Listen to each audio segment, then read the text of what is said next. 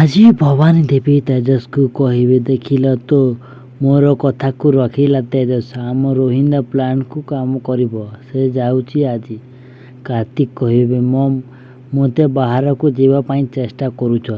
ଭାଇ ପ୍ରଥମେ ତ ଅଫିସକୁ ପଠାଇଥିଲେ, ଏବେ ତ ଗାଁକୁ ପଠାଇଲେ। ମମ୍ ମୋତେ ବହୁତ ବଡ଼ ବିଜନେସମ୍ୟାନ୍ ବନାଇ ଦେଇଛନ୍ତି। ସବୁଠି ପଠାଇବାକୁ ଚେଷ୍ଟା କରୁଛନ୍ତି। ମମ୍ ମୁଁ କୁଆଡ଼େ ଯିବି ନାହିଁ। ଭବାନୀ ଦେବୀ କହିବେ, ରୋହିନ୍ତା ଯିବା ପାଇଁ ତେଜସ୍ ପାଇଁ ଗୋଟିଏ ବିଜନେସ୍ ଟ୍ରିପ୍ ହେବ ନାହିଁ। ସେ ସବୁଦିନ ପାଇଁ ତ୍ରିନାଲୀକୁ ବୁଲିଯିବ।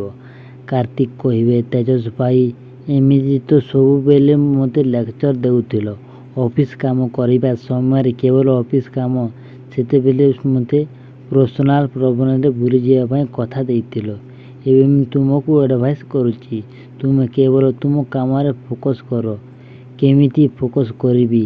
ଯେତେବେଳେ ବୁଝିବାକୁ ଚେଷ୍ଟା କରୁଛି ଏପଟେ ସେପଟେ ହେଉଛି। ଆଉ କେତେ ପେସେନ୍ସ ରଖିବି?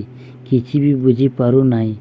ତ୍ରିନାଲୀକୁ ମୁଁ ମୋ ଜୀବନର ସାଥୀ ଭାବରେ ଆଣିଥିଲି। ତାପରେ ଦିୟାକୁ ଆଣିଥିଲି, ଯିଏ ମୋର ପିଲାଦିନର ସାଙ୍ଗ ଆଣିଥିଲେ, ଏଇ ଘରକୁ ଆଣିଥିଲେ। ହେଲେ ସେ ବି ଚାଲିଗଲା। ଦୁଇ ଜଣ ଯାକ ଘର ଛାଡ଼ି ଚାଲିଗଲେ। ଭାଇ ମଣିଷ ବହୁତ କନଫ୍ୟୁଜ୍ ହେଲେ ସତ କଥା ପାଖରେ ଥିଲେ ବି ଆଖି ପାଖରେ ଦେଖାଯାଏ ନାହିଁ। ମୁଁ ଭାବୁଛି ତ୍ରିନାଲୀ ଭାଉଜଙ୍କ ସହିତ କଥା ହୋଇଯାଆନ୍ତୁ, ସବୁ କିଛି ଶେଷ କରିଦିଅନ୍ତୁ। ମଣିଷ ପାଖରେ ଯେତେବେଳେ ସବୁ କିଛି ସରିଯାଏ ନା, ସେତେବେଳେ ବୋଝ ଭଳି ଲାଗେ।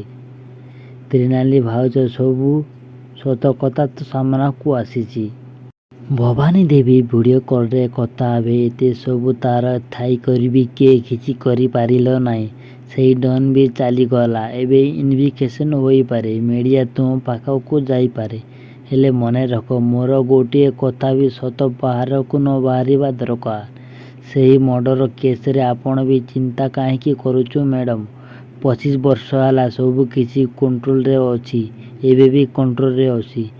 ଏଇ କେସରେ ଜଣେ ହିଁ ୱିଟନେସ୍ ବଞ୍ଚିକି ରହିଛି। ତାକୁ ଏମିତି ଡରାଇ ଦେନୁ ଯେ, ଏତେ ଟଙ୍କା ଦେନୁ ଯେ ସେ ଘର ଛାଡ଼ିକରି ଚାଲିଗଲା।